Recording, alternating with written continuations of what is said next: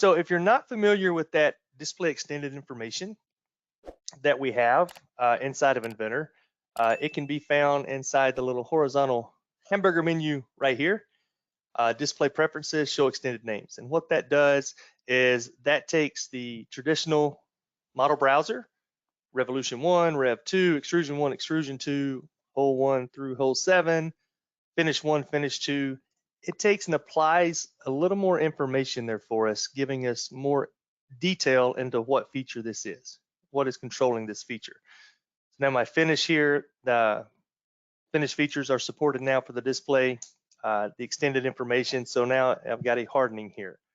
And this one here, this is a full revolution, a extrusion that's 3/4 inch deep. And if I come down, there is a 5/8 through all hole. There's a fillet that's 0.09. There's a fillet that's 0.032 without having to go to the feature and edit those. I can see that here on the screen, which is a nice one to have there. But that is there. You can also turn it on in the application options. It's just easier to get to from right here because we're already on this screen.